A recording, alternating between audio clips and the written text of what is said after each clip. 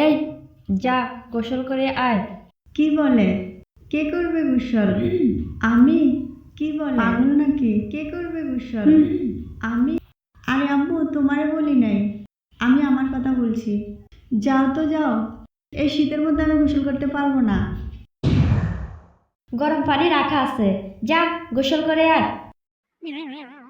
ওরে বাবা রে, শীত শীত, রে না। কিরে, কি হয়েছে? এই শীতে গোসল করে আমি পড়তে পারবো না। যাও তো, তুমি যাও, আমি গোসল করবো না। এখন গোসল করে এসেছি, তাকিয়ে দেখ মরি নাই তো। তোর গা থেকে গন্ধ আসতেছে, যা গোসল করে আয়। পারফিউম আছে, অসুবিধা নাই, তুমি যাও তো যাও। পারফিউম গায়ে মেখে কয়দিন গোসল ছাড়া থাকবি?